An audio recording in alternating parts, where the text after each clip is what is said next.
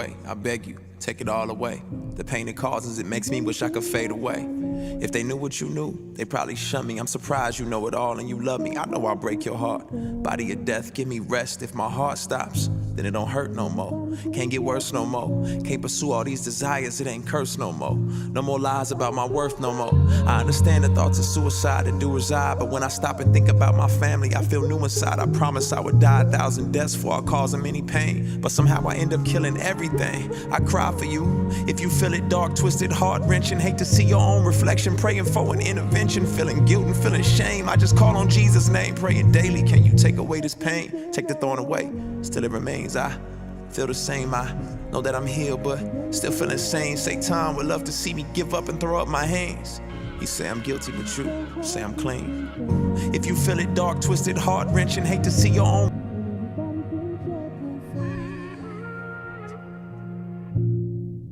This thorn in my flesh is the only thing I got left, and it's so hard to confess when everybody thinks you're perfect. But I cry for you if you feel it too, and I cry for you if it's so hard to lose the elephants in the room. Sunday morning, I woke up dead inside from all the hurt I saw before me. Evil trying to take away my testimony, staring at my phone, feeling like a phony. Oh, I cry for you, I would die for you, to escape the pain I feel from all that I've been through. I feel it in my soul and in my chest, take away this ugly thorn inside my flesh. Give me death, but grace is sufficient to start my mission. I'm so far from perfect, can't believe they listen. But hear a broken man tell you healing happens, and hear a liar tell you truth to bring you gladness. I can never boast in my accomplishments, I can only hope in God with confidence, opposite of optimists. You and I are consonants, broken all the vows, deserving of every consequence. Will you cry for me, or will you judge me? Will you throw stones at my head, or will you love me? I could never be everything that you want to see, but crooked sticks draw straight lines, just look at me. But crooked sticks draw straight lines, just look at me. This thorn in my flesh is the only thing I got left, and it's so. Peace does not come before salvation, and salvation does not come without truth. I will only tell the truth. I will only tell the truth.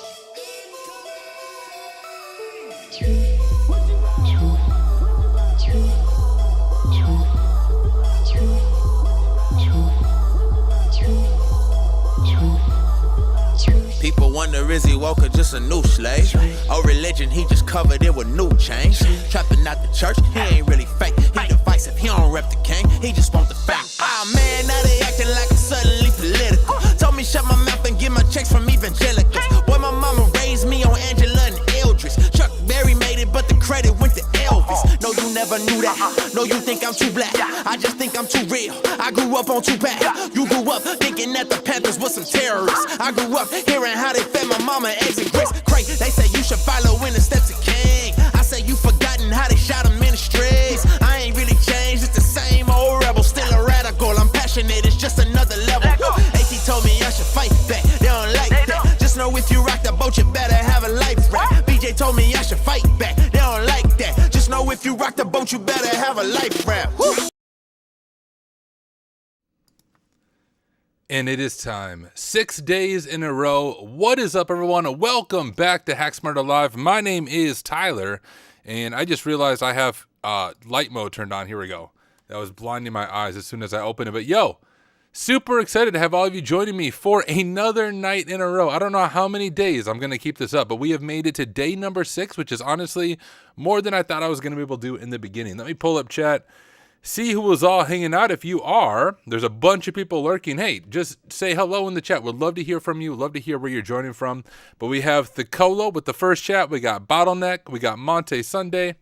We have Good Sir Anonymous. We have Hoy Minoy. We have Amadon Prime. We got Zero Cool. We got my friend Chris. We got Lucky. We got Grim Actual. We got Slooney, if I'm saying that correctly. We got the one and only DJ Bsec. We got Don Quicksoat. I'm sure I'm saying that wrong. 0xD1C. We got Kevin from London. We have a LinkedIn user, and I apologize, LinkedIn user. Sometimes, often, Restream and LinkedIn don't like each other, so when you chat, I can't see your name. I just see LinkedIn user, but whoever you are, LinkedIn user, super excited to have you hanging out as well. We got Will Lopez, Akut, Good Sir Anonymous is from India, amazing, inebriated. Good to have all of you. Hey guys, for those of you not part of the Hack Smarter community, you just missed out on an amazing weekly goal meeting. So I don't know if any of you here were from that, but y'all should join next time. Every Monday night in the Hack Smarter community, we have a weekly goal meeting where we host it in the Weekly Goals voice channel, and we just go around everyone that's there. I think we had like 35 plus people join, but we just encourage you to answer 2 questions. What did you accomplish this past week, and what are your specific learning goals for this upcoming week? The whole purpose of that is to help you stay on track with your goals, and so we can grow together. So if you are not part of the Hack Smarter Discord, you should be. Let me show you real quickly how you can join. If you go to hacksmarter.org, let me grab the link right here and I'll drop it in chat. Also, to be clear, we have no paywalls. Everything is free in Hack Smarter. It's not me trying to sell you a boot camp or mentoring or anything like that. I don't make any money off of the community. Matter of fact, it costs me quite a bit of money, but I don't make any money off of y'all. So come join, come hang out. If you go to hacksmarter.org, all you have to do is cat out Discord. .text and you can grab the Discord link, and I'll drop a direct link as well right now in the live stream chat. So come join the Discord, say hello. Good to have all of you here. But let me get some things configured on my end. Here is the plan for tonight. One second, I'm looking back at chat. I want to make sure I'm not missing anything. We have a bunch of people jumping in chat. We got, I'm sorry, Mong, I can't say the rest of your name, but he said, good morning from Bangladesh. That is amazing. Good to have you here. We have Brian said, hey, new, found your channel during Adventure of Cyber. I think you mean TryHackMe's Advent of Cyber. Good to have you here, Brian. Truly, honored to have you hanging out with us. Thicola said, I've been doing CBBH all day. I already got 3 flags. I'm so excited. Dude, awesome work. Keep me posted on how it ends up going. We got St. Stephen all the way from Texas. We got Innovo from Peru. We got Henji. What up, Henji? I think I saw you in the Weekly Goals meeting. Good to have you here. Slooney said, just join the Discord. Awesome. 0xc1 said, just missed it. It's okay. There's always next week. What up, Elliot Alderson? Good to have you here. Manish said, from snow and crazy cold Midwest Kansas. Yo, seems to be going, like, things are going insane in Kansas. Can I have a Twitch account? Yeah, I'll drop a link to my Twitch real quick.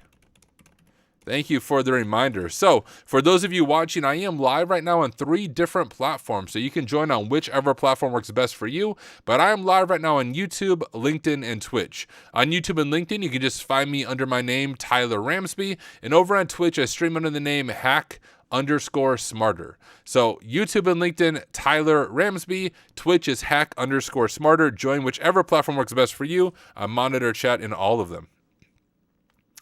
What up, OP Kevin? Inebriated said, I missed the goal meeting also, unfortunately. All good. There was always next week. Henry is knocking out the INE CTF. So cool. All right, y'all. So here is going to be the plan for tonight's stream. We are going to knock out this new room from TryHackMe. Well, I say new. It was one I hadn't done. I actually did it offline, but it's really easy because I take good notes and make tools from previous rooms I've done. But I want to walk you through that. But before Advent of Cyber, there's a room that came out on TryHackMe called the Sticker Shop, and I never did it because it came out and then Advent of Cyber came out, and so I lost track of this. So I wanted to go back and knock out this room real quick. And also, guys, I don't know if you saw the news on LinkedIn, but I am officially somehow social engineered my way into the UAT or room testing team on TryHackMe. I posted this on LinkedIn this afternoon, but a few days ago, Ben Spring, who's the founder of TryHackMe, jumped on one of the streams, not like on video, but he was in chat with all of you, and he said, hey, what is TryHackMe doing good, and what can TryHackMe improve on? And I gave him, hopefully, a pretty good detailed answer as a longtime user of TryHackMe, but also as someone who uses a bunch of different platforms.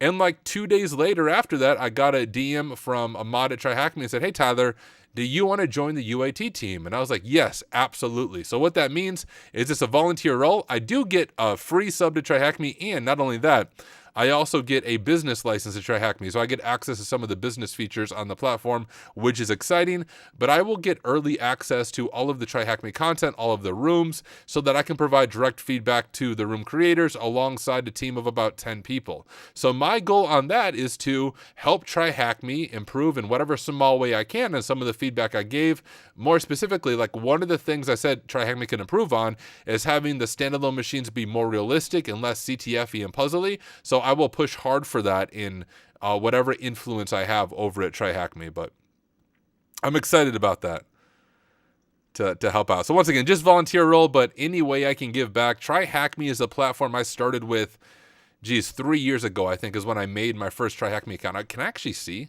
here, 1 second. I want to see if it will tell me on my TryHackMe profile when my account was made, because I don't even know. Let's see. I don't think it shows. Oh, I can see yearly activity. Okay, hold up. I want to see when my account was created. Okay. So I've actually had an account longer. So my first event on TryHackMe was January 15th, 2021. I can even share my screen, right? I'm not making this up.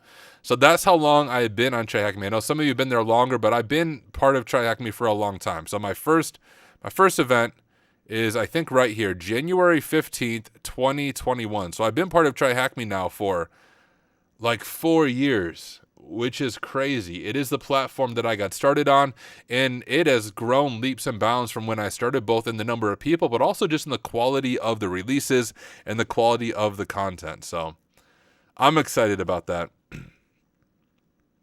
Let me scroll up. I know I'm missing a lot of stuff in chat. Hello from Canada. Good to have you here. Deadpool said, hey, Tyler, my New Year resolution is getting that OSCP. Tried twice last year, but I feel more prepared. You got it. 3rd time's a charm. I believe in you. Edison said, loved your last video. Thank you. I don't know which video you're referring to, but I don't know if it's the Hack the Box video or all my live streams. Either way, thank you. What up, Sir Hacks-a-Lot? Just chatted with you over in the daily, or not daily, weekly goal meeting. Good to have you in chat. Munif, what up, Munif? What CTF, Elliot? We're going to do TryHackMe and then Vulnlab, I think. Malware Cube said, about time you got a free sub. Absolutely. All right, just scrolling. Just want to make sure I'm not missing any questions.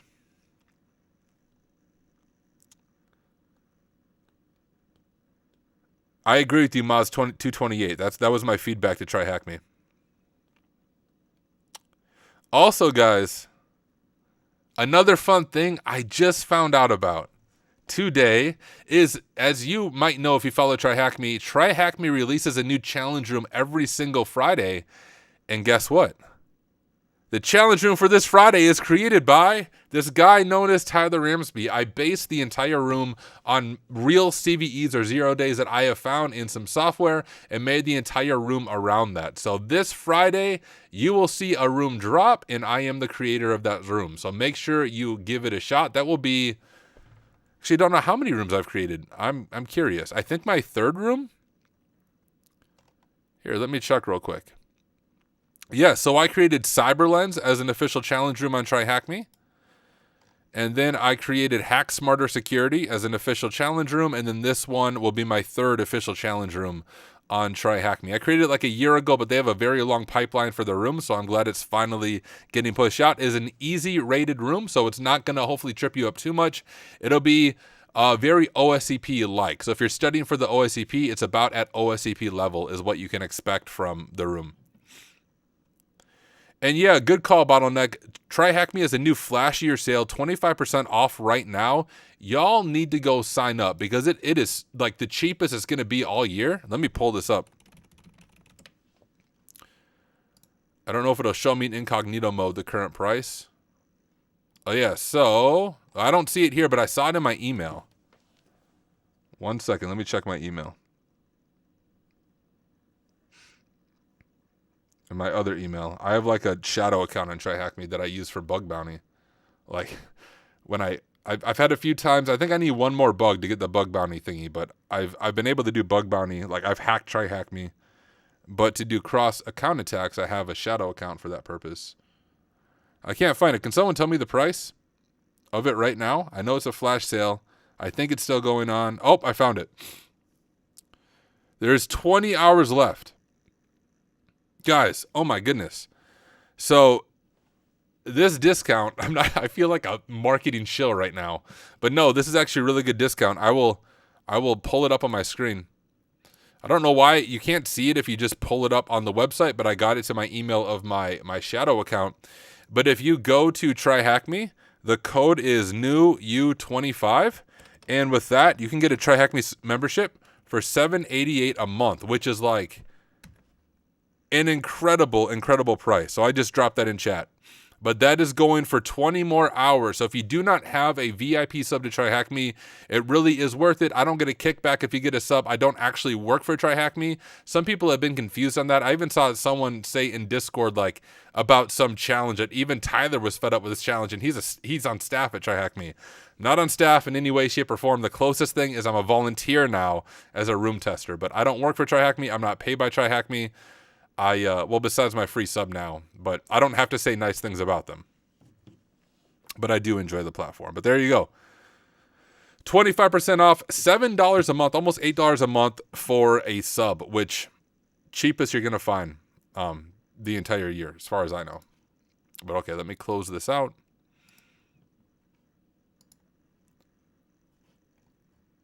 Am I not seeing? Oh, geez. Okay, let me answer a few more questions and we're going to dive into the labs.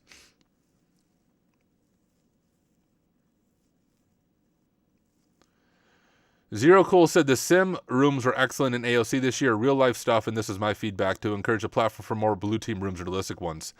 I don't know if you guys have seen this. I think I'm allowed to share it because it's public. But if you go to the Learn tab on TryHackMe, they now have a sock simulator, which I believe the phishing unfolding one is free. So you don't need a business license to do phishing unfolding. I haven't done it, but I want to check it out. Now that I'm on the UAT team, I can actually do this other one here, Initial Drift. I don't know what these are. I'm going to check these out this week, this phishing unfolding. I need to double check that I can stream this stuff. I don't know if I can, but I think I could for sure stream this one because I think anyone with a VIP sub can do it. But this looks really cool. Like it's a full SOC simulator that might be fun to check out. Fit said, I have a Hack the Box Academy and Labs account. Is it worth getting a THM sub? What would you say are the benefits of doing THM in addition to Hack the Box? What type of Hack the Box Academy sub do you have? Let's begin there. But honestly, Hack the Box Academy is really good, and it depends on you as a person and what you prefer or enjoy. The reason I do TryHackMe and Hack the Box, I also have a Hack the Box Academy sub, is for TryHackMe. First, it's more streamer friendly. So I can't stream any of like the Hack the Box Academy content, but I can use TryHackMe as a method of teaching other people about the content. So I appreciate that. But right now, my honest thought is that Hack the Box Academy, I'm trying to think of how to say this, is more advanced. It's going to be more difficult, I guess. Hack the Box Academy is definitely more difficult, but also in some ways better explained and more realistic in some of the modules. That being said, I think TryHackMe is beginning to catch up, but I still think Hack the Box Academy is just incredible, hands down, when it comes to their modules and the way they explain stuff. Some of the modules suck. Like, I'll give you an example in the pen testing path. The password attacks module is trash. I hate it. And I think there's one that's attacking thick clients where you have to do like a Hack the Box machine rated as insane to complete it. That was a stupid module as well. But by and far, Hack the Box Academy is solid. All right, let me scroll through. St. Steven said, I just got the sub last week, $70 with the Advent discount and student discount. Nice. Tyler is just an AI agent, a really good one too. You are absolutely correct. Do I know if they will discount you if you already have VIP? I have no idea. Sorry. Good morning from Israel. Yo, that's amazing. Good to have you here, Esther.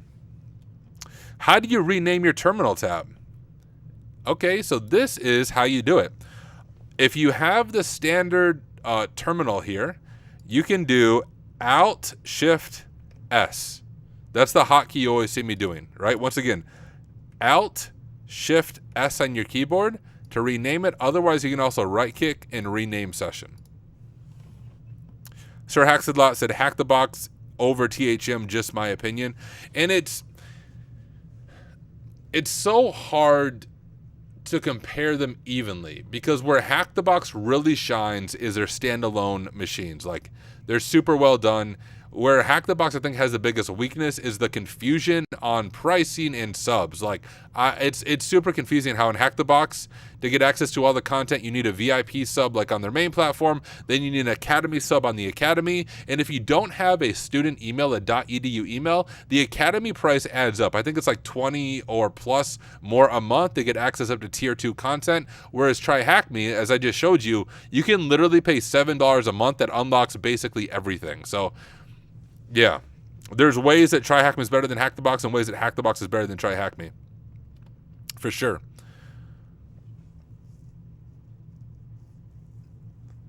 OP Kevin said, it's amazing. I checked out its simulation of a SOC workflow, such as alerts, alert arrays, resolve the alert, close the alert. That's cool.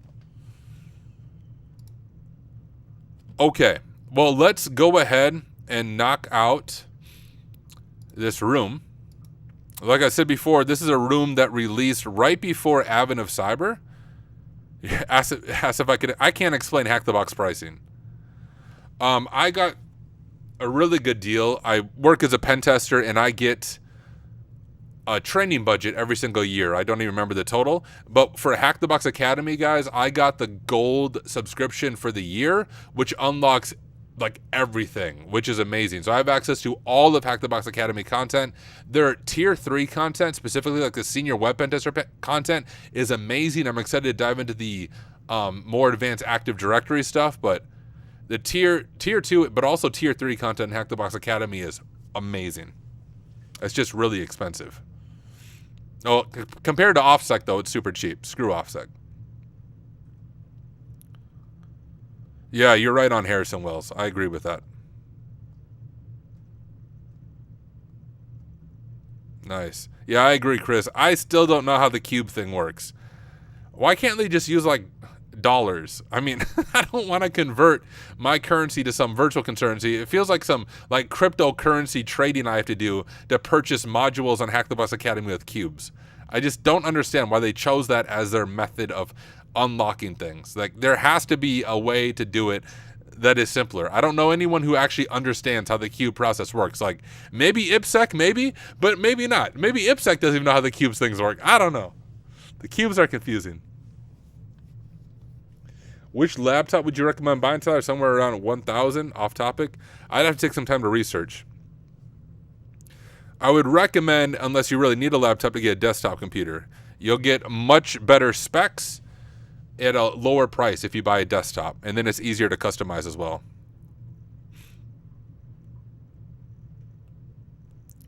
All right, let me grab a drink, y'all. Oh, well, no, I think I'm good. All right, I had something else pop in my head. It's about 10 cubes to $1, says Protagonist, which is just confusing, right?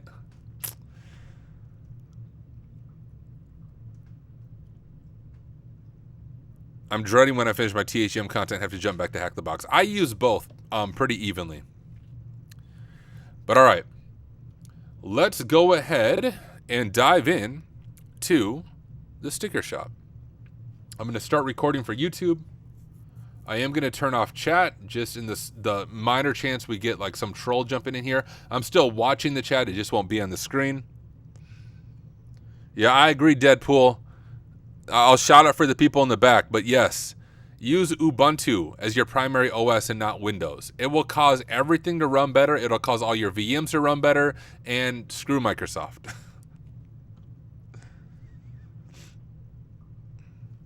Yeah, it's a good call, Harrison Wells. It's just confusing.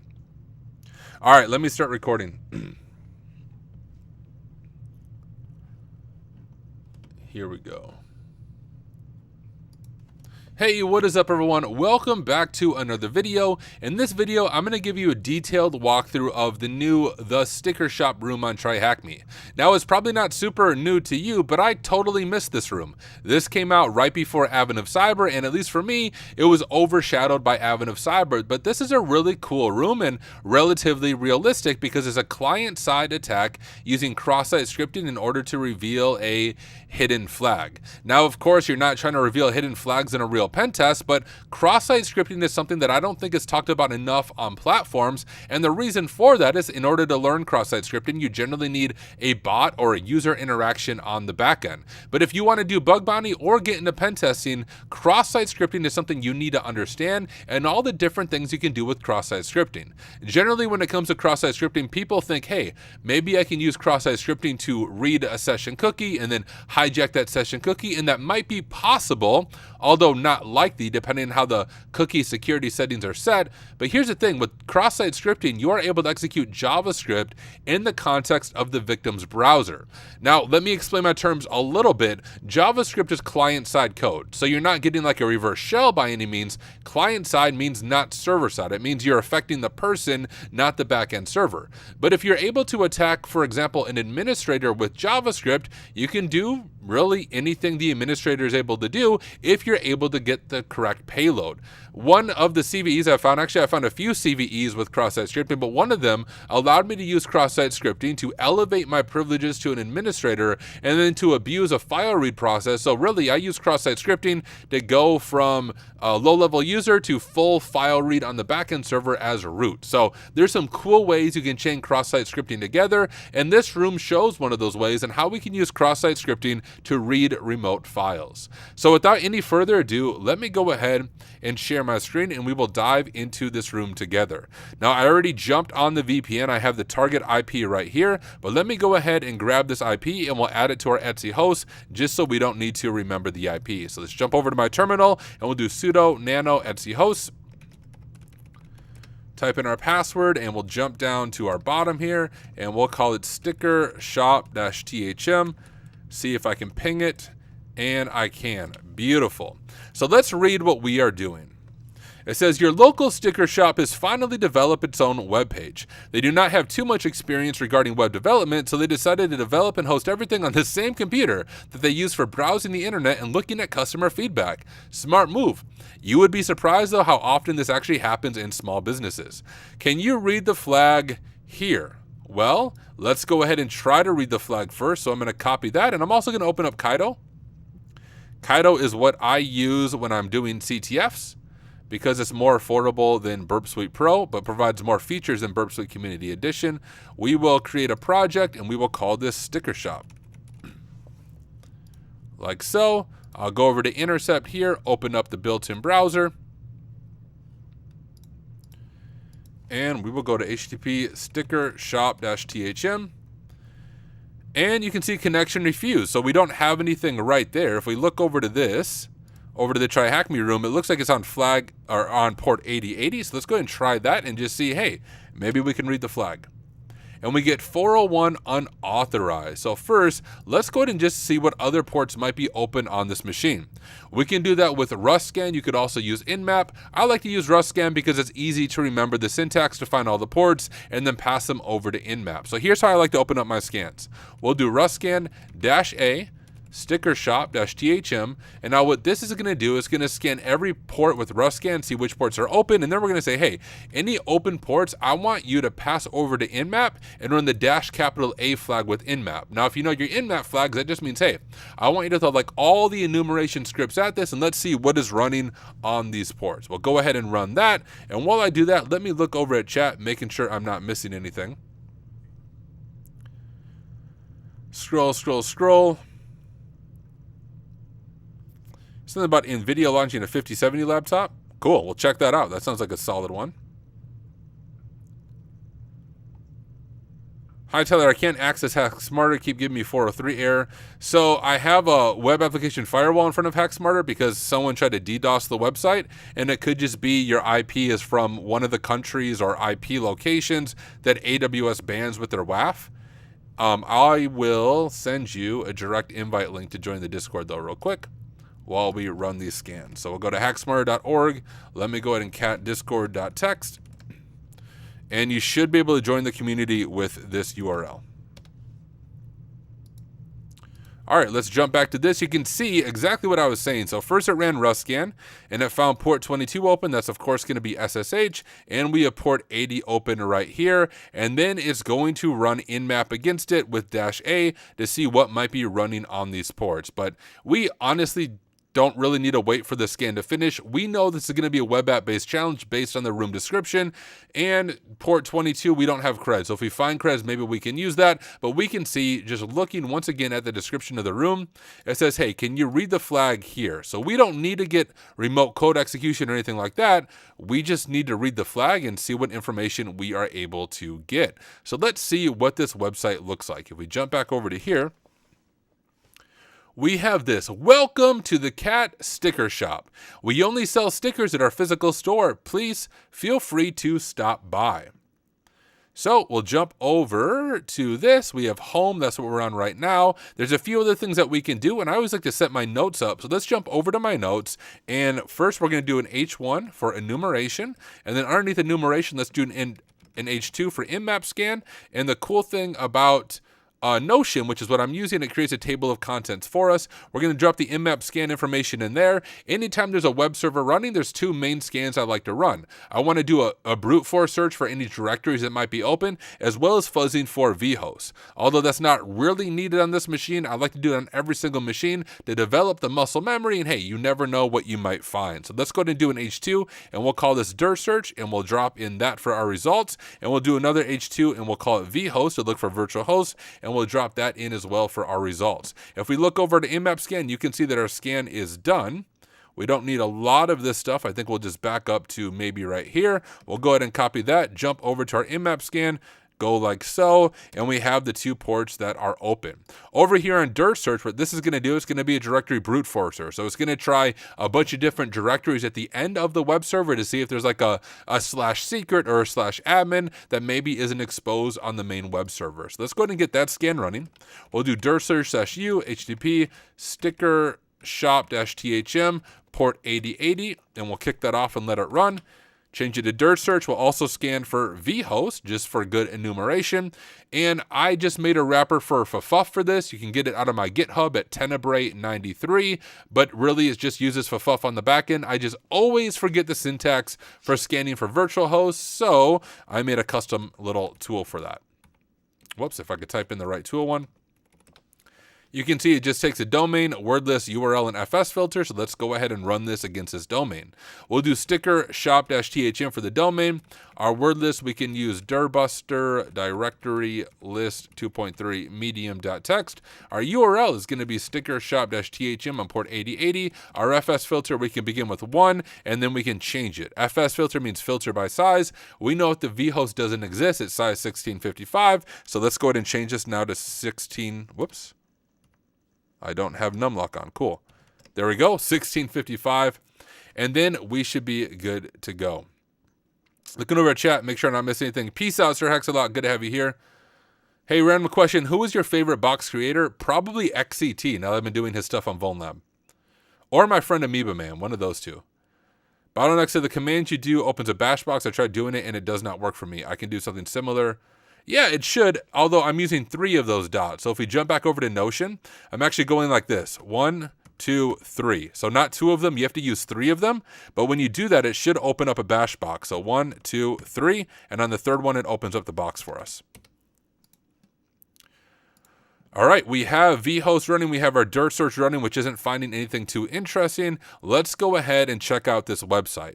We have a feedback right here, and it says, please submit your feedback regarding our product. And I'll say, hey, you should sub to Tyler on YouTube. He's a cool guy. That's, of course, great feedback, and let's just see what that looks like. So if we intercept that request with Kaido and hit submit, we can send that over to replay, hit send, and let's see what it does. It says, thanks for your feedback. It will be evaluated shortly by our staff. Now, one thing to keep in mind, anytime you're doing a CTF or a boot to root machine, when you see words such as something will be evaluated or something will be monitored, that should trigger in your mind that cross-site scripting might be a possibility. That is always the creator's way of telling you, hey, there is some interaction on the back end. There's maybe a headless browser, there's some bot that's simulating a real user. So whenever you see input being submitted and then that input saying it is being monitored or evaluated, always think, how can I use cross-site scripting? How can I use JavaScript in order to try to attack the user? Now, if we go back over to our challenge description, right here, it says, can you read the flag? Now, there's this cool guy named Tyler who made a video all about this attack. There's actually another TryHackMe room called Why Hack Me, and I maybe can pull that up real quick. If we go over to TryHackMe, learn, actually let me go search, and I'm going to search for Why Hack Me. This room was similar, although there's a lot of other moving pieces. I don't want to show all the flags, but it's a medium room, dive into the depths of security analysis with Why Hack Me. Now, what I did when I created this room is I learned, hey, with cross-site scripting, I can actually read remote files I don't have access to. And I made a whole YouTube video about this. So if you go over to youtube.com, I don't know what just happened. There we go. We'll see if I can even find my own video.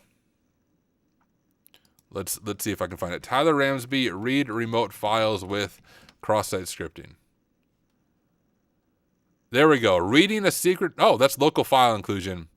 I assure you guys, I have a video somewhere. When I find it, I'll drop the link to it in the description of this video. We'll see if I can do a quick search on my own page for cross-site scripting. There we go. Using cross-site scripting in Python to steal sensitive data. So in this video, which I kind of feel like Inception right now because I'm making a video of me watching my video. I'm not actually going to watch it.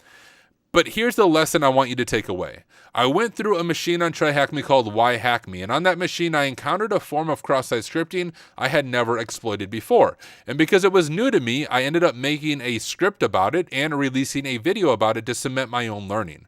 One of the best ways to learn material is to teach the material, and that's why I make YouTube videos. By me teaching and being forced to explain what I'm doing, it helps me learn the material better. But another takeaway here is when you discover a new attack, make a script for it. Even though I'm sure there's countless scripts out there that do it better than my script does, me forcing myself to make a script to perform this attack really helped me cement the material. So as soon as I saw this room that I had to read a flag.txt, I kid you not, I solved this room initially from booting it up to getting the flag in probably about 5 minutes because I already made a script to solve this, and my script works in this room as well. So those are the takeaways here. We have a link right here to my Python script. I will drop it in the live stream for anyone who wants to follow along. Yep, you're right. Dirt Search is not on, Dirt Search and Kaido are not available on the TryHackMe machine. But you can install it. To install Dirt Search, it is pip3 install Dirt Search. That's all you have to do to install Dirt Search. As far as Kaido, you can use Burp Suite Community Edition. It's going to do the same stuff for you. But you can see right here is my XX extract.py. Now, I'm not going to go into a lot of detail on how this script works because I created an entire video where I walk through and explain the script, but long story short, what it's going to do is it's going to cause our victim user to click flag.txt. We don't have access to it, but the admin has access to it, and when they open flag.txt, it's going to send us the data all through the magic and the power of JavaScript. So if you think about this in the real world, imagine for a moment you find cross-site scripting and you're targeting an admin user. Let's say the admin user has access to customer data or sensitive data on an endpoint that is 403 or inaccessible to you. Well, if you can target the admin with cross-site scripting, you can actually steal that sensitive data and send it back to yourself all through the power of cross-site scripting. Now, if you want to do this, you can just go raw, grab this script right here. I'm going to go over to my terminal, make a directory for sticker shop, cd over to sticker shop, and we'll do nano xxx extract.py, drop it in right there. And if we run it, you can see what we need to do. It says, hey, you need to pass it. Oh, we can do -h. should show us. So this script will generate a malicious JS file. When this is used in a cross-site scripting attack, it will cause the victim to navigate to the target directory and send the content to the attacker, which is what we want to do. We want to see flag.txt that we don't have access to. Remember, that is the challenge of this room. Let me go to the right room right here, flag.txt. The XX payload is this, so I even give you the payload that you need to put into the machine. But let's go ahead and give this a shot. So it says first we need to say -d in our directory. Well, we want to read flag.txt, and then we need to do -i for our IP. Mine is right up there. We'll do 10.13.46.224 like so, and we will hit enter. And it says JavaScript code has been written to script.js. If we cat out script.js, you can see exactly what it is doing, which I explained in that previous video. But let's go ahead and give this a shot. We do need to open up a Python web server because we need our victim to reach out to our web server. So we'll just open a basic Python web server on port 80, and we can even grab the exact syntax that we need from right up there. So I'm going to grab that script, jump over to here, and we can go ahead and turn off intercept. And let's submit some more feedback, but instead let's send it our cross-site scripting payload like so. We'll do 10.13.46.224, and once again, this is executing JavaScript client-side code. If the admin views this, without them doing anything, just by viewing our message, JavaScript is going to execute. It's going to send them to flag.txt, and it's going to send us the information without them really even knowing what happened. Let's go ahead and hit submit, and it went through. Let me look at chat, make sure I'm not missing anything. Deadpool, I'll answer that once I'm done making this video. Just remind me. Tony B, would Bash work for this, or is Python the way to go? I suppose you could do it with Bash. I just prefer Python for little tools like this. But look at that. You can see our admin clicked it because you can see that is not my IP. That is the IP of the machine. They clicked it and they went to flag.txt. Although we can't see flag.txt, they sent us the content of flag.txt right there. You can see it is URL encoded, but we can decode that pretty easily ourselves. That's just going to be like so and like so. And we'll hit submit, and there we go. Congratulations on completing the sticker shop. We completed it. We earned 30 points. We got our streak to #1, but that is the sticker shop room. So once again, if I wouldn't have done the work with TryHackMe and wrote an entire Python script for the possibility of discovering this hack in the future, it would have taken me a lot more time to figure out the payload that I need to steal flag.txt. But it's just a reminder, as you work through rooms on TryHackMe or Hack the Box or Vulnlab, whatever your platform is, as you work through rooms, make sure you take good notes. As you discover new attack paths, make sure you make tools for those attack paths. If you look at my notes right here, at least on-prem, you can see all these machines that I've done, and this is only after I switched over to Notion. If I could show you my OneNote and then my cherry tree, I mean, I have a massive list of rooms. I also have cloud rooms, but every room that I do, even when I'm not streaming, I take detailed notes on it. And I'm always looking for ways, how can I develop a tool? How can I make a script to accomplish this better for me when I encounter it in the future? But that right there, my friends, is my detailed guide to the sticker shop on TryHackMe. Kudos to TryHackMe and the room creator. It was an easy room, but it was a fun room, and you learn a real-world attack in the process. So hey, y'all, thank you for watching. If there's a question you have, something you're confused about, if I forgot to drop a link in the description of this video, let me know in the comments. Believe it or not, I do my best to read every single comment on my YouTube video. So if you do have a question or a comment, I will see it, and I will do my best to help you out over in the comment section. So thank you for watching. I will see you in the next one. Boom. Now I'm just hanging out with you guys on stream. Let me see what questions I missed. Scroll up. Scroll up. Yeah, Thicolo. I agree with Thicolo. So this is a while ago, but he said, deploying a simple modern web app gives you major insight on how web apps work. Highly recommend deploying one in Node. I agree. And another thing I would say is creating your own CTF machine, like vulnerable machine, even if you don't submit it to TryHackMe, also helps you learn a lot about networking and system admin stuff, because creating a vulnerable machine is actually quite hard, because when you do it, you generally have one attack path to get to the end goal, which means you need to be able to patch everything else. So you are creating an intentionally vulnerable machine, but only in one way. So you need to understand secure system design as you are making it. You scroll, scroll, scroll. All right, I think I answered the favorite box creator one. My favorite box creators is XCT, which is the Vulnlab person, and Amoeba Man, who's on TryHackMe. Amoeba Man is the one who created a lot of the, or not a lot, I think all of the Active Directory networks on TryHackMe, as well as the Red Team Capstone. Super smart, super nice guy. What is my honest opinion on Slayer Labs? Any good towards OSCP prep? I don't know if I can give a good opinion yet, is my honest opinion. I only played around with it twice. One was the initial setup, and then I only did one range. And I did their oldest range, which was like Roadhouse, I think was the name of it, and I haven't finished it.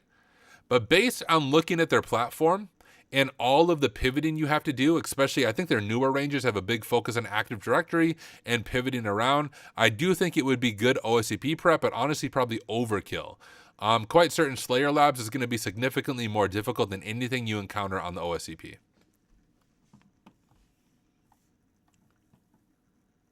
Notion over Obsidian for you. Yeah, I like Notion more than Obsidian, but that's just because I haven't really used Obsidian. I like Notion for the cloud stuff. Like I can easily sync all my notes. Hey, Tara, could you please make an information video on SSRF, which teaches a really new cool technique? Do you just mean like general SSRF? I have a bunch of videos on my YouTube channel about SSRF, I'm pretty sure. Let's check. So if we go to my YouTube channel and just search for SSRF, you can see this. I mean, we have SSRF detail walkthrough, taking over an AWS account with SSRF, jingle your SSRF bells from Adversary 2023, server-side vulnerabilities from Web Security Academy, Web LLM attacks, but those first ones. So, I mean, I've created a lot of content about SSRF that I think you'll find helpful. And maybe quick promo for myself. This is my main platform is YouTube. You can find my full repo of videos there. You say I have over 500 videos. Whatever you want to learn about, like if we want to learn about SQL injection, you can probably find a bunch of videos about it on my YouTube channel. So if you just type in SQL, we have advanced SQL injection, hacking web apps, no SQL injection, Advent of Cyber Day 10, SQL injection, some live stream, some other AWS SQL injection stuff, lots of things, depending on what you're looking for. All right, let me scroll up.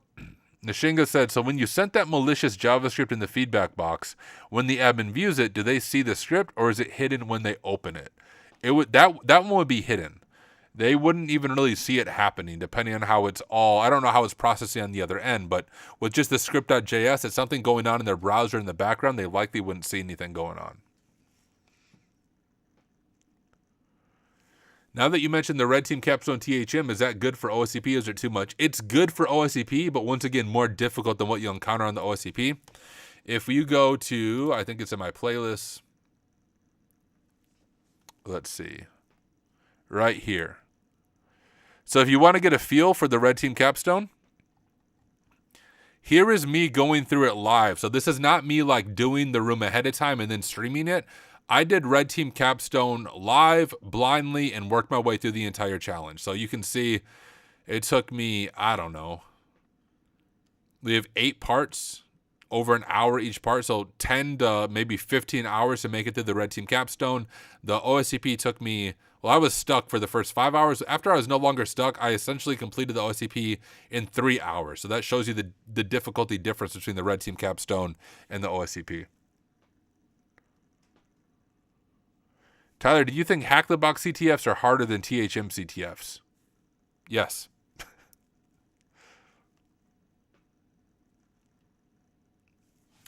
All right.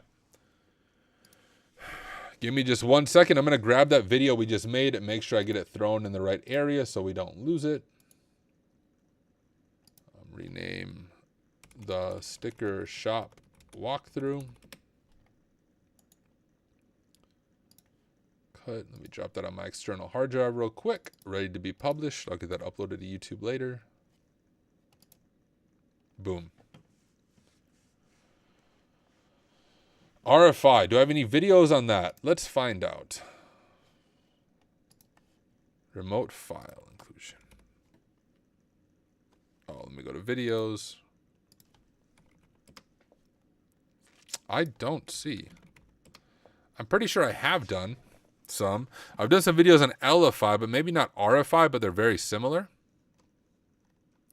But I know Portswigger Academy has some good material on that, and so does TryHackMe, BC thinks, if you use the search feature over on TryHackMe.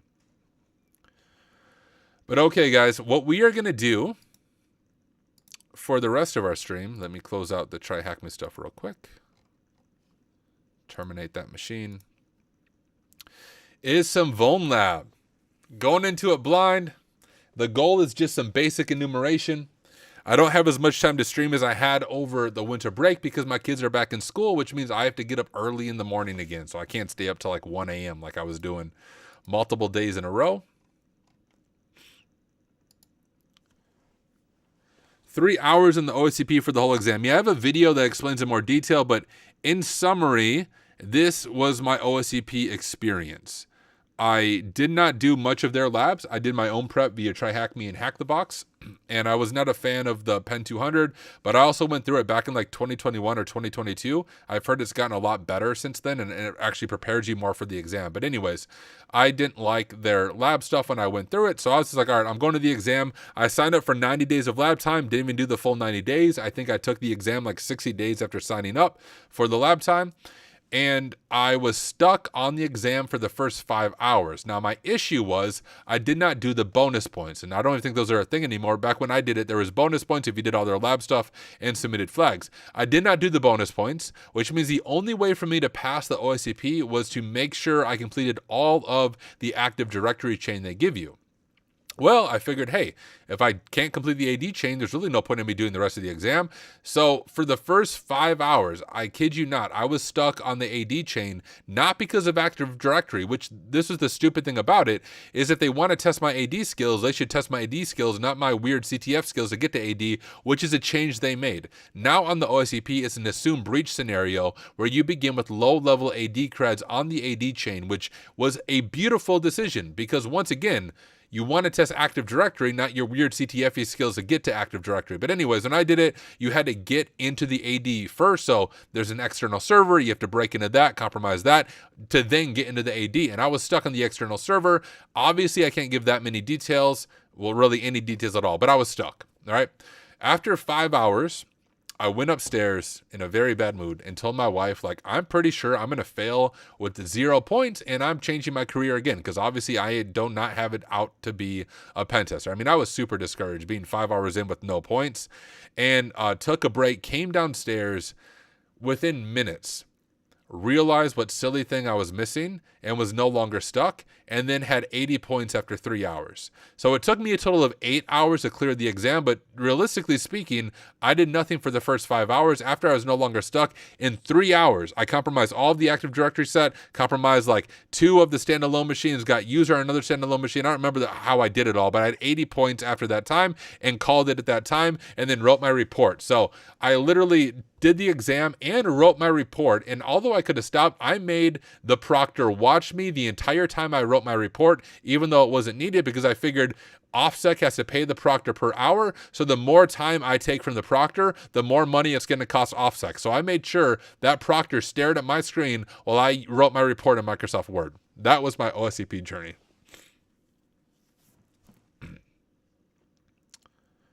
Got to drop out. Peace out, J. Pablo, and thank you for joining the weekly goal meeting.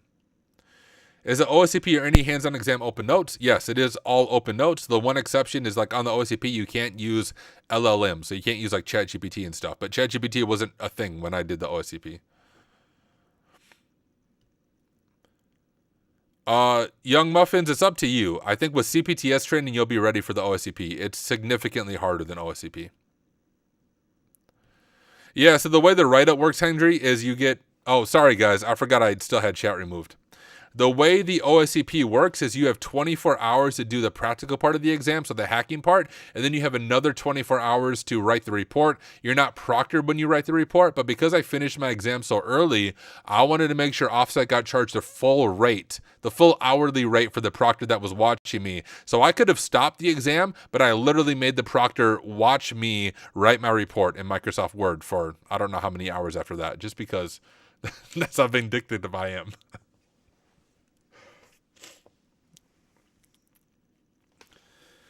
I find the whole proctor thing annoying. Do you have to check in and out with that person every time you take a break? Yeah, you don't have to talk, though. There's a chat built into it, like an instant message chat, and that's all you do. I'd be like, yo, I would say, hey, proctor, be right back. I'm taking a break, and then that's all you have to do. You don't have to wait for them to respond. They can get up and leave your computer. It's as much as proctoring can suck, the way OffSec does it is pretty low-key. Like, it's not intrusive, at least from my experience. But okay, I was told by my friend Nefos to try out a specific room on Vulnlab. Let me find my chat with him. He says, you should do the Forgotten machine. That I found really interesting. So that is what we are going to do. Let me get that machine launched, and I'll give you guys a quick intro to Vulnlab for those of you who haven't heard of it. Machine Forgotten. Start.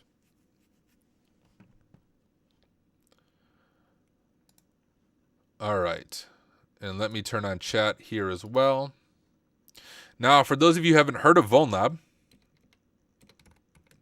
it's becoming my new favorite platform for standalone CTF machines. Hack the Box used to be that, but I'm really enjoying Vulnlab. Vulnlab is a platform created by XCT. XCT is one of the top players on Hack the Box and has made many of the Hack the Box machines.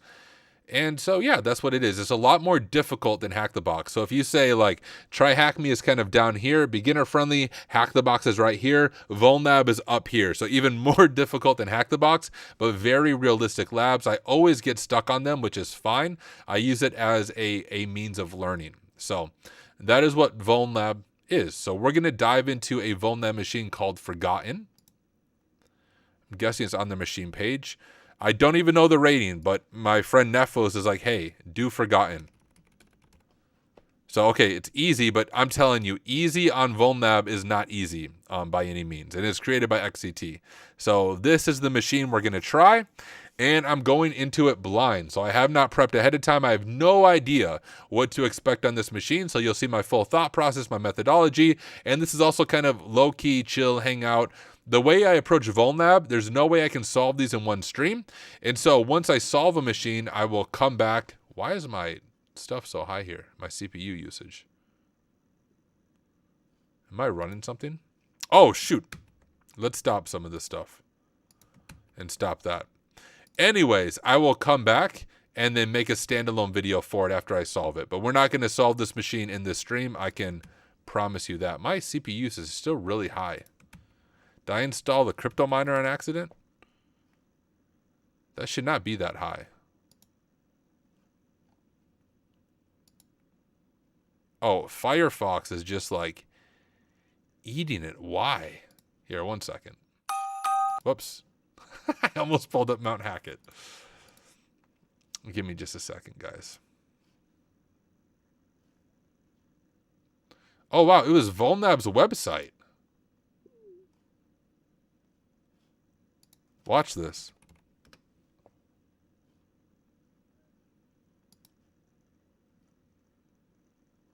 You guys see that? Look at it spike when I click machines. Isn't that crazy?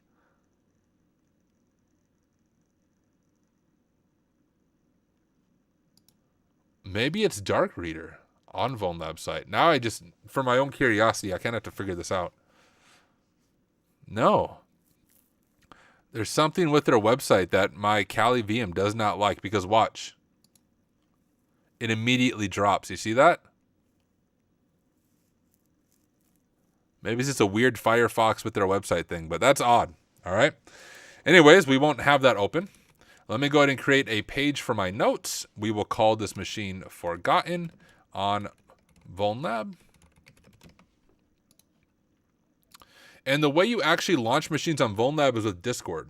So I launched it. Let me stop sharing my screen just for a moment while I grab the link from Discord. Or not the link, the IP rather, from Discord. And drop this into Etsy host.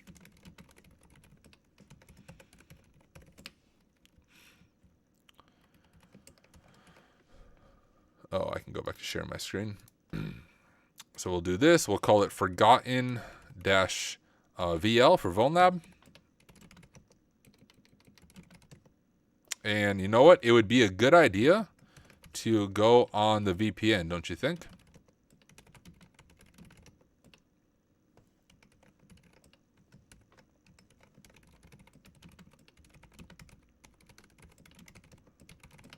Okay. There we go. And now we're going to do Rust scan. Let's see what ports are open on this machine. Forgotten-VL. We'll pass any open ports over to Nmap, like I did on the sticker shop machine. And while that runs, let me look at chat. Play that song. It was amazing. Yeah, deep in the night, everything seems still as the snow slowly falls on the town of Wareville. But behind it all, there's a plan that can kill. There will be no sock miss if the mayor has his will. Classic. Can you create a list of all the spaces, or like all the lab platforms I use? I can. Maybe I should make a video about that, like one of those tier videos where I rate them. Firefox has been slapping my RAM lately, says Utility Lab. Maybe it's glitch or malware. It probably is. Hopefully they bring back the annual sub. Yeah, I don't know why they took away the annual sub on Vulnlab. That's what I have. What OS do you use when you're off stream for hacking and bug bounty? What do you like about that OS? I just use Kali. I use Ubuntu as my main OS and then Kali and VMs just because of the convenience of Kali. Oh yeah, I'm not making an intro zero cool. So like Vulnlab, the machines are so complex. If I try to make videos for them while I'm streaming, the videos would be like 6 hours long. So I just live stream myself working through it, invite you guys into it. Once we solve the machine, then I'll make a shorter standalone video where I explain and teach it. But like for this live stream part of it, this is very low key, chill. We just hang out and try to solve the machine together. But we just have 2 ports open, port 22 and port 80. So let's grab that and drop it into our notes here. Enumeration. And also, let me show you guys this cool trick in Notion. We can add a table of contents, which I need to refresh. Sometimes if your side menu bar over here doesn't show up, you need to refresh it. We'll see if mine shows up. Yeah, there it is. And you can see it. Oh, that's not what I want to do. You can see it over here now. We have a table of contents there, but this table of contents up here will automatically populate. So as we complete stuff, we'll be able to easily see everything that we've done up to that point. We have port 22 open and port 80. Let me grab a drink. Yeah, Hack the Box CBBH is a good starting point. I'm just you. Oh, you guys know what? I wanted to make a standalone video too about TryHackMe's web app pen testing path. I just finished that today. Maybe we'll do that before I sign off for the night. But for now, we'll do Vulnlab. But here we have Nmap. The first thing I like to check on SSH is whether or not password authentication is enabled. So let's go ahead and check that. We'll make an H2 called SSH and we'll say port 22. And let's test that real quick. Super easy to test. We'll just do SSH root at forgotten-VL for Vulnlab. We'll say yes. And it is enabled. So we do know password auth is enabled. So if we find passwords, we'll want to try out password reuse. We'll drop that in right there. That password auth is enabled. And now where we're going to spend most of our time, I'm guessing, is HTTP. And once again, in this live stream, our focus is just going to be enumeration. Not going to be a super long stream because, well, I got to go to bed so I can get my kids to school in the morning.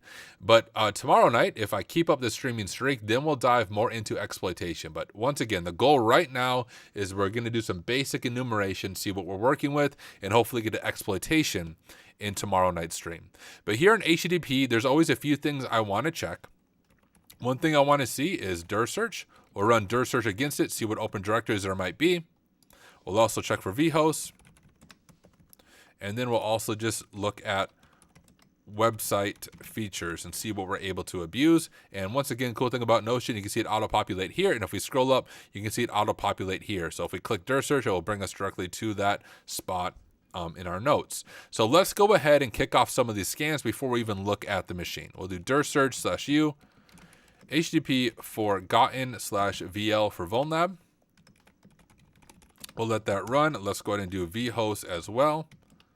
And we'll go to tools, vhost fuzzer. And our domain is forgotten.vl. Wordless is user, share, wordless, dirbuster, directory list, 2.3 medium.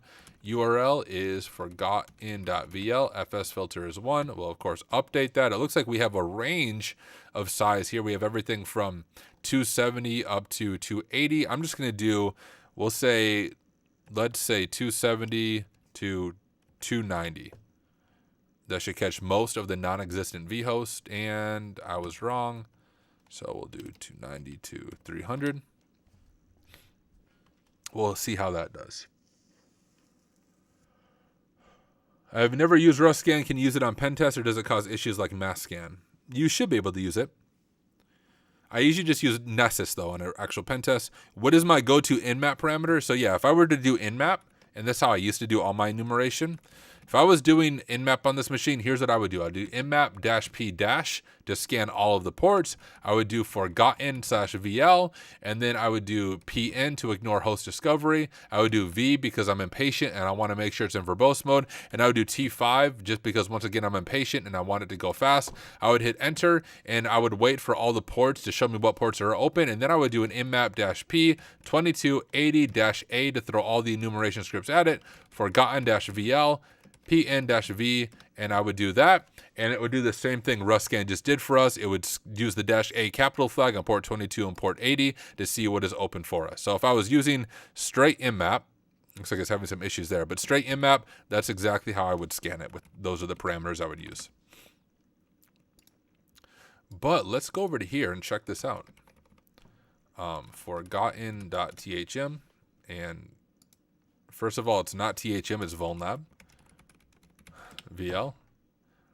And we just get, you do not have permission to access this resource. So it's forbidden. We have Apache 2.4.56. So this is worth grabbing for our screenshot.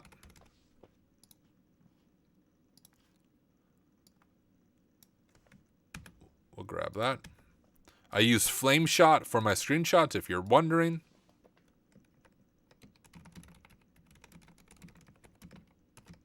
We'll give a sad face. And there's that. Could you show the command behind vhost fuzzer? I guess it's just a customization of a fuff. Yeah, better yet, I can show it to you in my GitHub. So my GitHub is Tenebrae93. Drop a link to it here. I have some cool repos. Like my coolest one, I think, is this XSS cookie stealer. You can check that out. But if you go to my offensive security one right here, oh, look at that. Nox Lumen's already got it. Thank you. But yeah, that's my vhost fuzzer right there, and some other random tools I've thrown together depending on CTFs. There's another repo you guys might find helpful, and that is, let me go to my repos here. Oh, where's it at? Oh yeah, CTF scripts. As I solve random CTFs that require custom scripting, this is where I drop in my script. So these, if you use these, you have to customize them for your purposes because they're very much customized for whatever machine I was working on, but you can get a feel for some of those machines by looking at my CTF scripts. As I solve different machines, I update this and add new scripts. What up, Kimberly can fix it? You are late, but better late than never. We're just getting started with a Vulnlab machine that I'm sure I'm going to be stuck on and I'm not going to discover anything. Oh, there's a survey. There's a survey endpoint. My vhost fuzzer is not doing good because there's size some 300 stuff. But they're all 4.3. You can filter by status too, but let's do this. We'll try that one more time. Let's check this out, but let's also just grab it for our notes. We have one endpoint called survey. Now I only use the built-in wordless endure search, so there could be that I'm missing something here. So let's also, just because we have the time, try a different word list, which I think is W, user share wordless, dirbuster. This will be a good one to start with. And we'll hit it with that wordless as well. You can see the difference. The built-in one is the 11,460, whereas this one has 220,000, so a much larger wordless. And just because we have the time, we'll let this wordless run as well and see if we can find anything. Why does Chrome do that to me?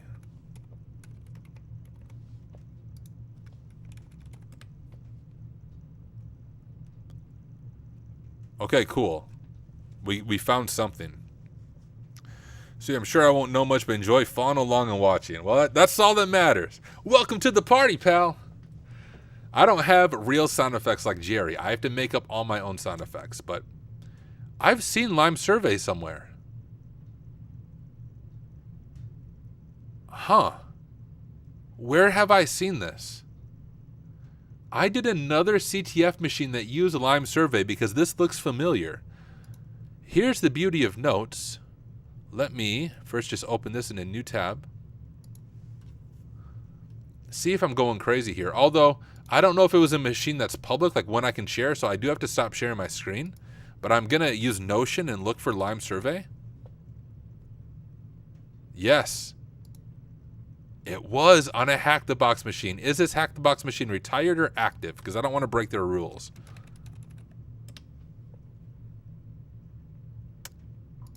Give me just a second. Shoot, it is active. So I can't show you guys much. But once again, the beauty of notes. I did a CTF that had Lime Survey in it, and I just had to go to Notion and type in Lime Survey, and I found where I had it. So I'm going to, real quickly, although I can't show you guys, I want to look at how Lime Survey was implemented here, and if there's anything I did that exploited it.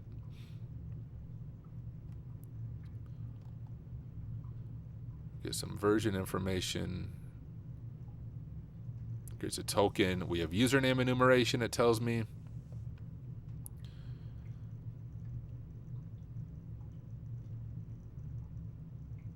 Oh, I use cross-site scripting, it would appear. I will...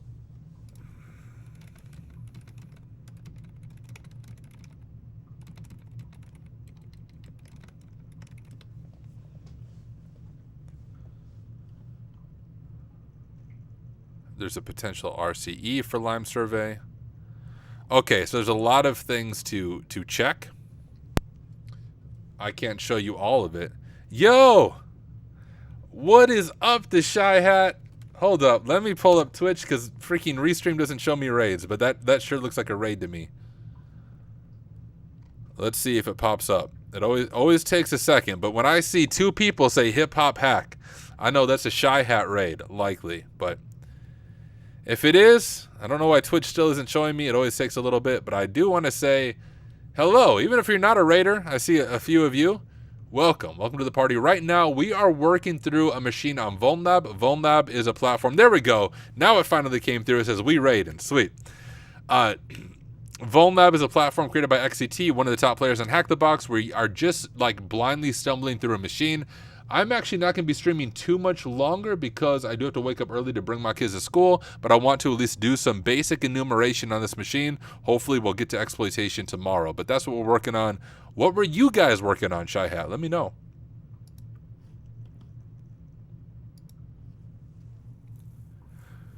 Kimberly says, I was telling people about your organized Notion notes today in Simply Cyber's class. Oh, nice. Thank you.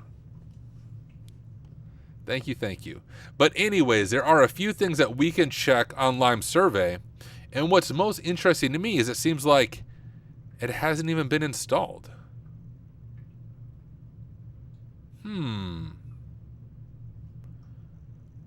Let's go ahead and just start the installation and see what we are able to do.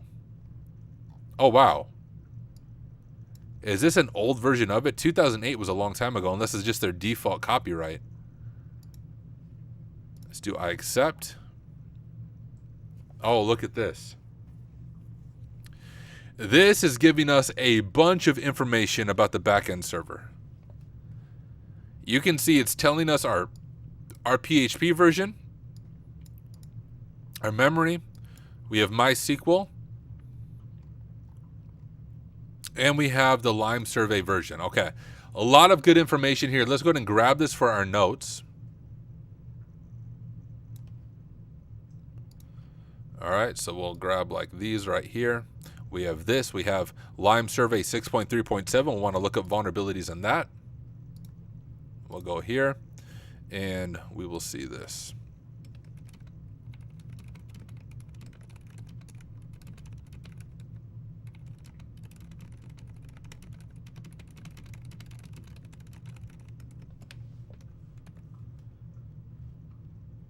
Drop that right there.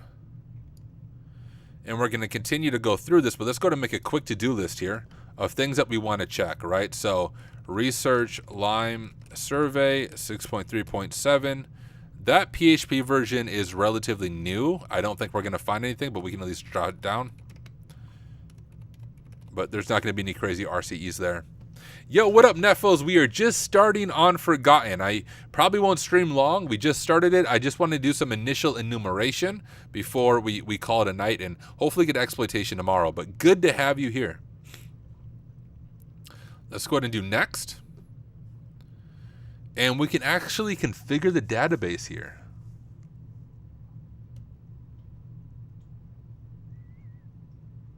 Wow. I have so many questions here. Like if I set the database location to my IP, does that do anything? Will it?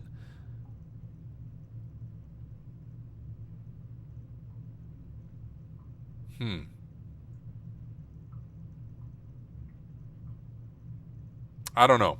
Let's just go with normal setup. We'll do root.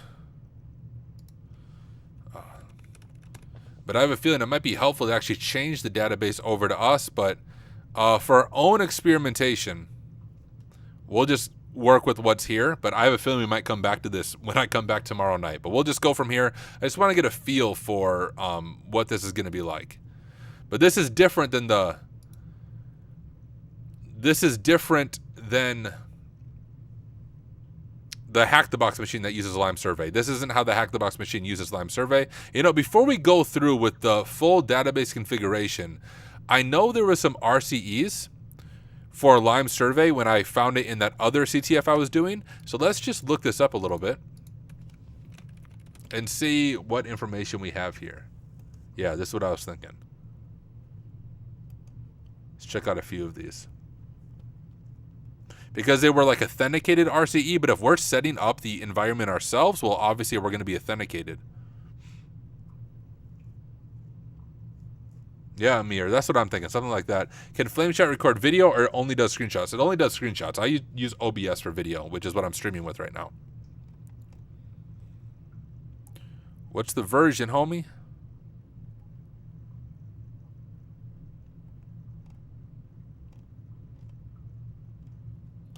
Okay. I don't know what version this affects.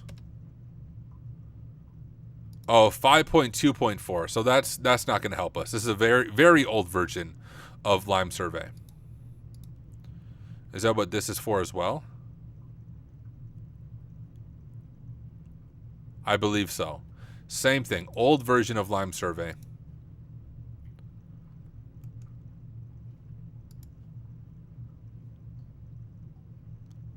Look at Vuln database. I'll grab a drink of water.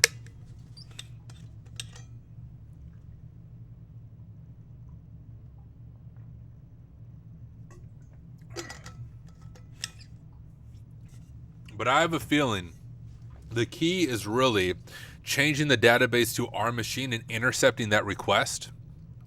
But who knows?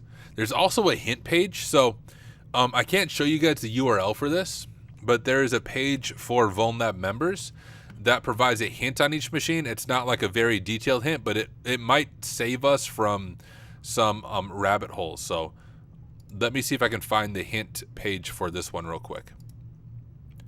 Give me just a second. Forgotten. All right. So this is the hint page on it. For user, it says finish the application installation, then get a shell. So we're at least on the right path then. And then root, play with Docker from both inside and outside. All right, sounds good. So those are the hints we're working with from the official Vulnlab wiki. Those are helpful because, once again, you don't get stuck in crazy rabbit holes that way. But that at least confirms that we seem to be doing the right things. Let's go ahead and create a database. All right, connection with database failed. Reason CDB connection failed to open the database connection. Try again, creation of database failed. Cannot create database. Lime survey, default character, collate, something craziness. All right, now I'm curious. 10.8.4.163. We might actually have to spin up our own database here. I don't think we need that.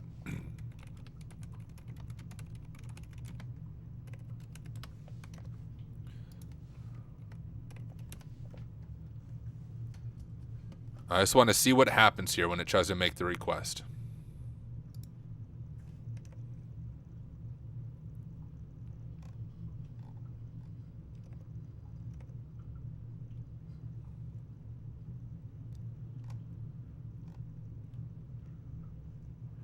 And maybe we better do netcat, not Python, because now it's going to send an HTTP request to it, and it's going to be like, hey, it's not going to receive it here. Let me try something.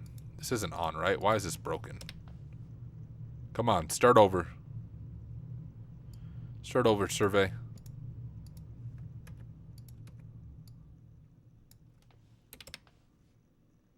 Oh no.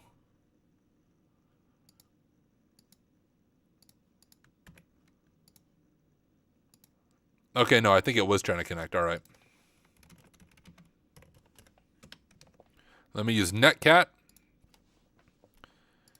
Because then it's not going to be trying to send HTTP. That maybe broke it there momentarily. So let's do netcat and click next. And there we go. So when we set up a database, we are getting reached out by the server. So let me go ahead and grab that to our notes. So on this setup page,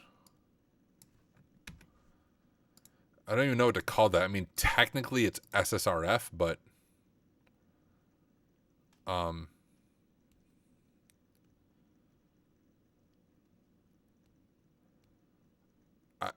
don't really see how it could be used. I do have some ideas.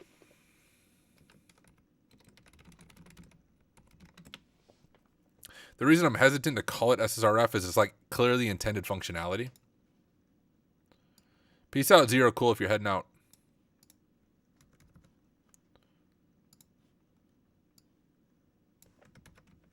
Oops. All right, so we have that intended functionality. So I have some ideas. Here is what I'm going to say is like a checklist of things to check. Set up a database.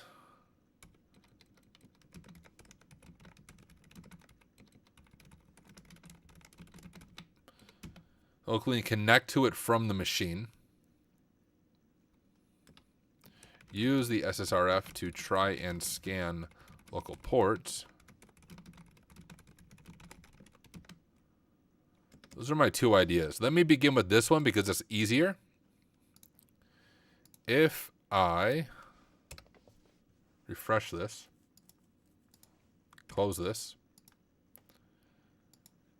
and database user.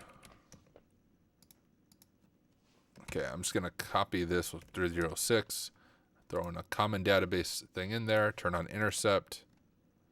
Lime survey's fine. Hit next. Throw it over to replay. And if I hit send on this, it is going to probably fail. Oh, that just says the database you specified does not exist.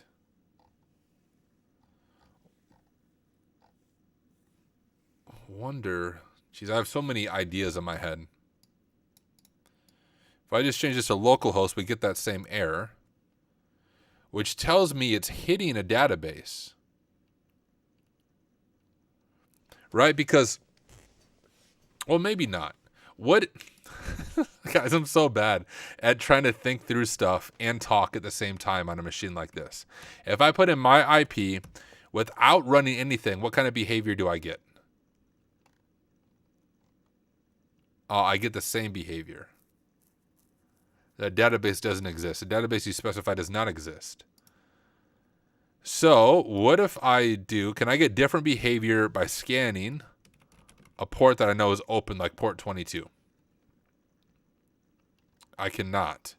So there's really not a good way for me to see if there's ports open internally. Right? All right. Let's do this then. MySQL Docker. And we'll spin up a Docker container that I think would work. I think. Here, let me go like this. Let me stop sharing my screen for just a moment so I can log into some stuff. All right. I am setting up Lime Survey and need to create a MySQL database for it to connect to. It needs to be exposed.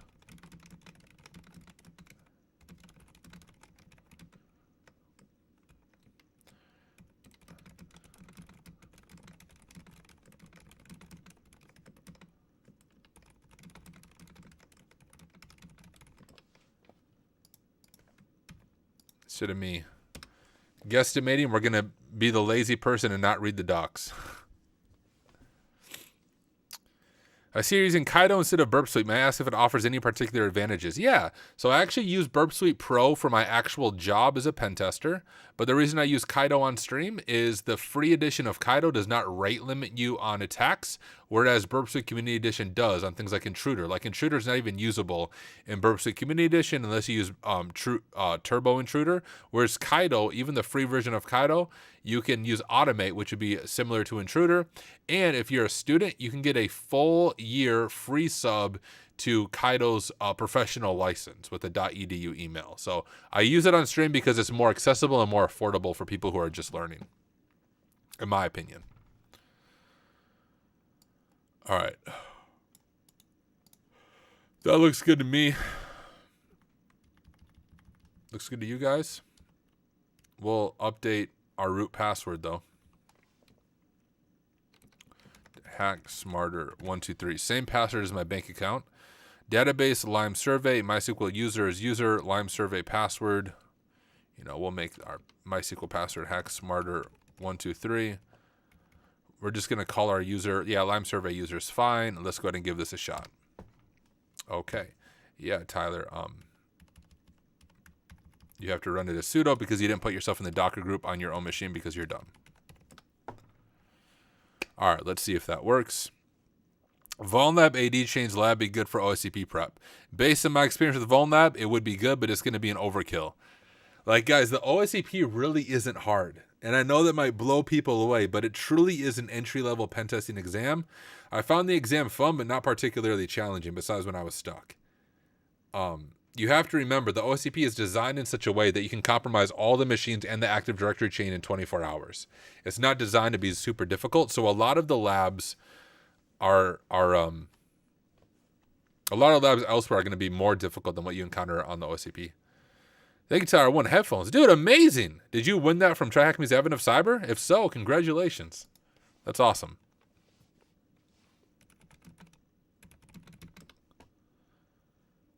All right, so we have that running. And cool. And we have it set up on localhost 3306, so it should be exposed. Let me go ahead and grab the syntax so I remember how I did that.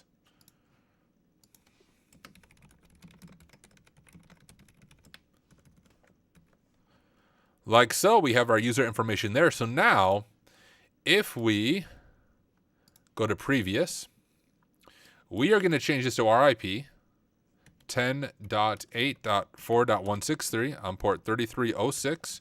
We have MySQL set up there. And our database user is going to be Lime Survey user. Our database password is going to be HackSmarter123. Our database name is going to be Lime Survey.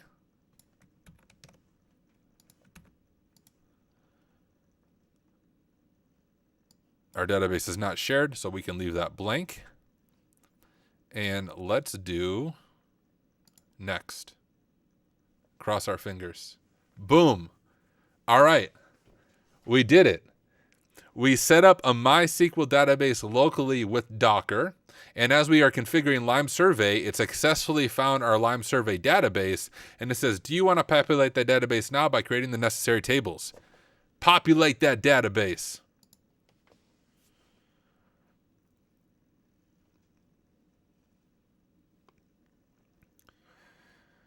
Your videos are crazy, Tyler. Helps me a lot. Thanks to you. Hey, well, thank you for the kind words, and thank you for hanging out.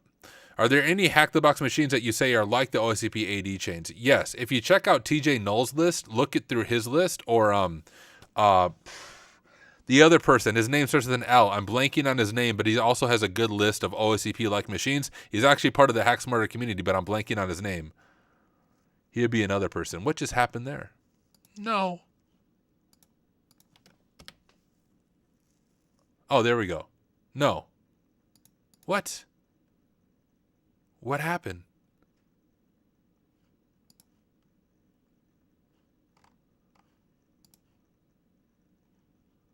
Let's try that again. Otherwise, we can just go look at the MySQL database, see if it wrote the stuff. Oh, I saw it there. Let's go up here. Lime survey user, hack smarter 123, Lime survey, table prefix. Next. Oh, Neffel said I had issues doing it through Kaido and Burp. So maybe the fact that I'm intercepting the request is breaking this database connection. That could be very possible. We'll try it one more time. Otherwise, we'll just do straight Firefox. Oh, they already created the table.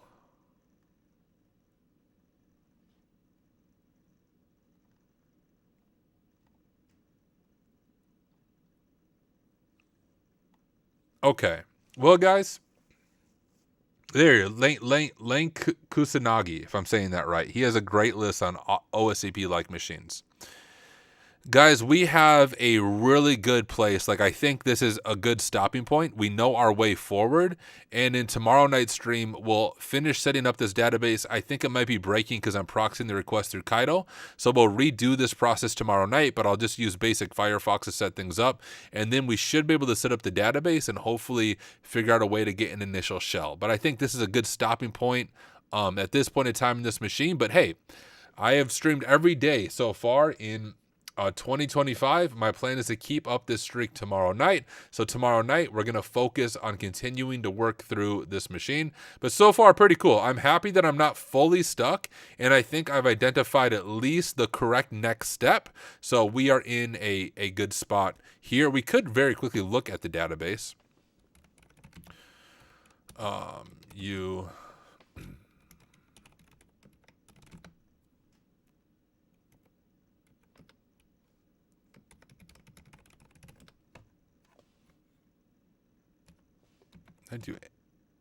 Do I need to? I shouldn't have to specify the host, right? It's localhost.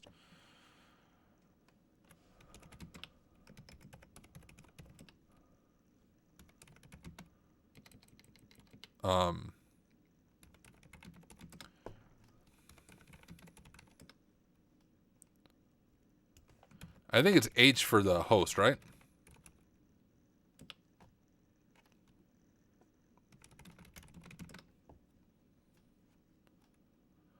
Why am I blinking how to actually connect to this? It should be fine.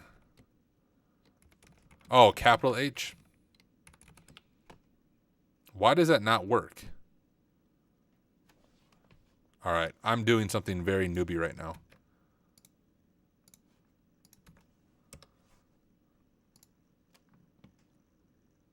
It's trying to connect to the MySQL server using the default Unix socket file instead of the network interface. Gotcha. Since your MySQL server is running a Docker container and you have mapped the port, you need to explicitly specify the host name and port using the H and P flags.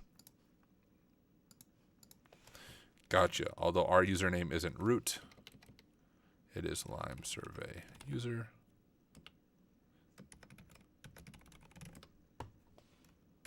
I think I spelled...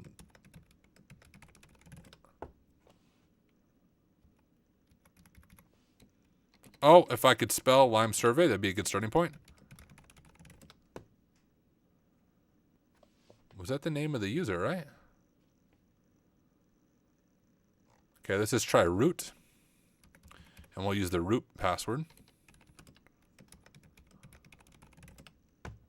Hey. So we have a database for Lime survey. Use a Lime survey. Show tables. Oh, wow. It definitely populated this. We don't have anything there, but it said we had something in answers, right? Oh, maybe all of them are blank. But it did create all the tables.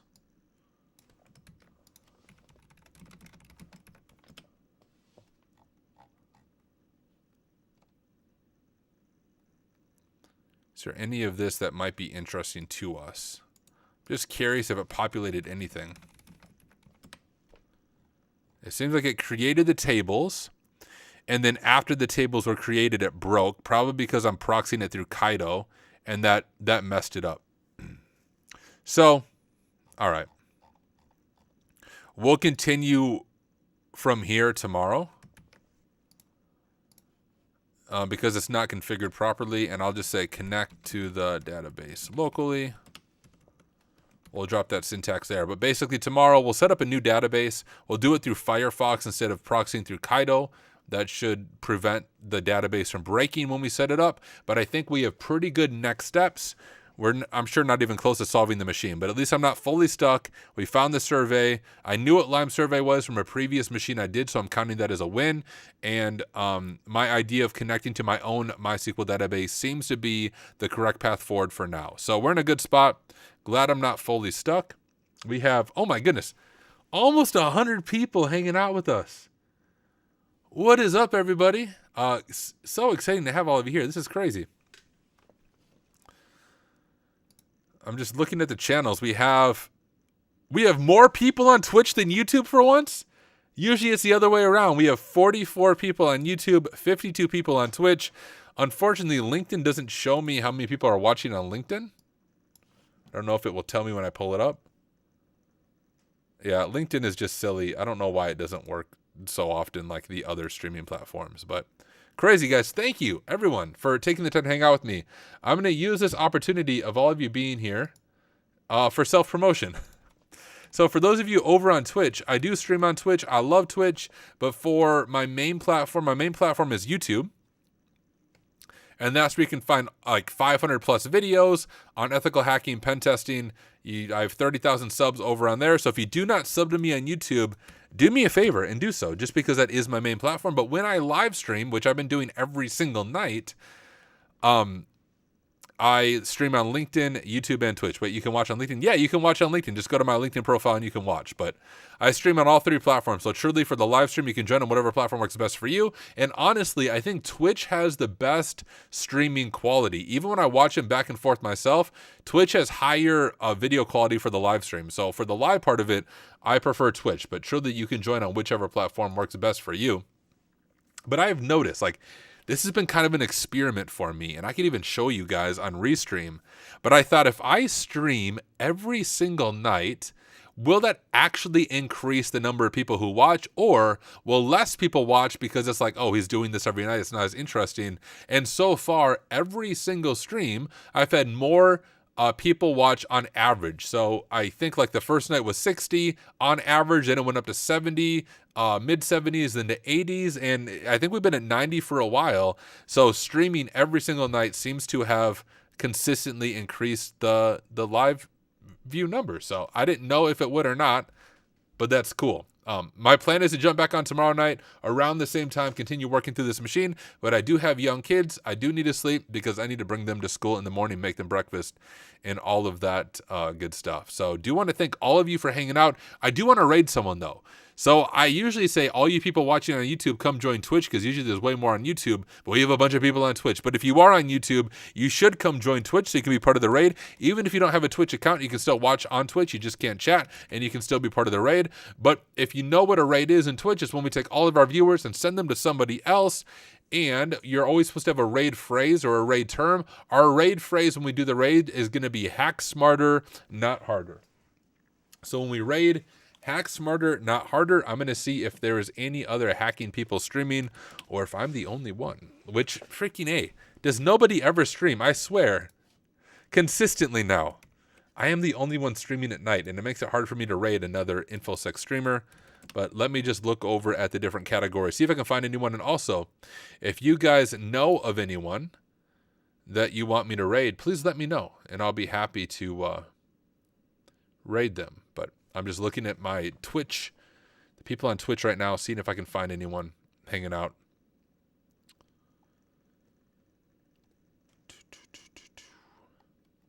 Looking through. All right. Well, one of the people I enjoy raiding, let me see if he's actually doing some repair stuff. Yeah, he's hanging out. Computer Booter. We've raided him before. Computer Booter owns a computer repair shop, I believe in California, and he live streams himself doing a lot of like hardware repairs and cool things like that, and pretty entertaining as a person. So I like to raid him. We can go ahead and get this raid set up. Once again, Hack Smarter, Not Harder. Looking at our Twitch viewers, he has 35 people. We're going to more than double his viewers. So that'll be a lot of fun to just show him some love. He's a cool guy. I like watching him. So once again, a raid phrase is going to be Hack Smarter, Not Harder. Let me go ahead and get this raid set up. Computer Booter. All right, I have the raid going. Go ahead and join the raid. I'm pulling my stuff over. As soon as I do the raid, I am going to sign off. So a huge thank you to all of you taking the time to hang out with me this evening. I will likely be back on tomorrow night, and I hope to see you guys tomorrow night as we continue to work through that Vulnlab machine. But thanks for hanging out.